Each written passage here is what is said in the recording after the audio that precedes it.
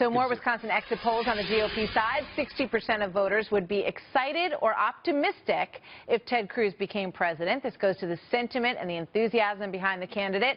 37%, though, say they would be concerned if the candidate were Ted Cruz. Take a look at how that shakes out for Donald Trump. 41% say, yes, I would be excited. I would be optimistic about America in this scenario. 58% say they would be concerned and that they would be scared.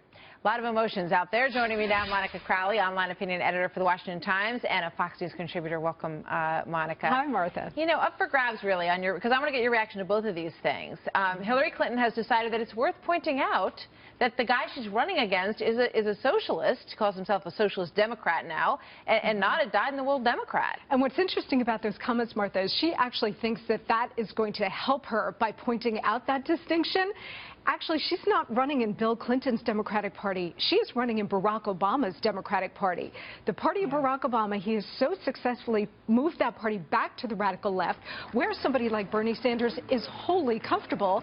That's where the energy is. That's where the enthusiasm is with the 74-year-old disheveled socialist. She thinks by pointing that out that that's somehow going to help her. It will not. Isn't it amazing, Monica, that it's the same on the Republican side, too? It's almost like one of the Republican candidates pointing at someone and saying, you know, I don't even think he's a Republican. And that person, when he's Donald Trump, says, you know, okay, it's guilty as charged, right? It's a badge of honor because this is in a totally anti-establishment year on both sides. And what's interesting is you have the two front runners, Mrs. Clinton and Donald Trump, with negatives in different ways. Yep. Neither one of them has locked down their base. Usually by this time in the primary process, you have front runners who may have not locked up the nomination, but certainly have quelled their bases and can rely on them.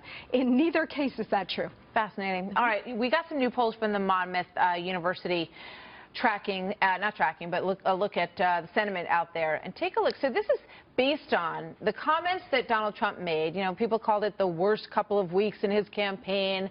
So they said, you know, the comments about abortion, also the comments about nuclear weapons. Did it have an impact on your vote? New Yorkers say, not really. Nope. 57% say that none of those comments have any impact on their vote, that they are still with Donald Trump. About a third, 29%, say it would make them less likely to vote for him. They were not happy with the comments.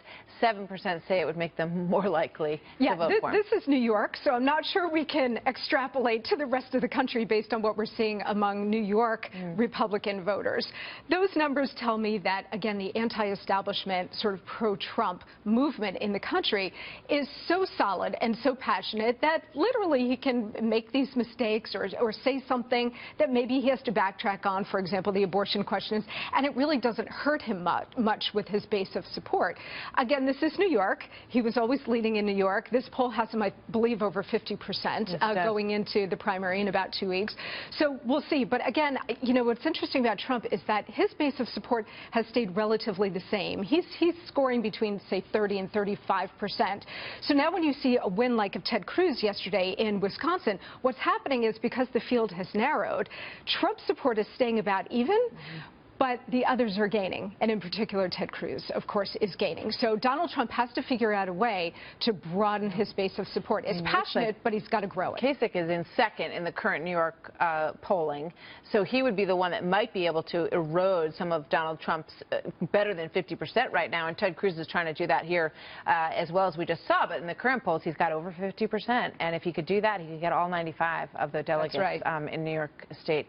So we'll see. Monica, thank you. Thank Always you, good Martha. to see you.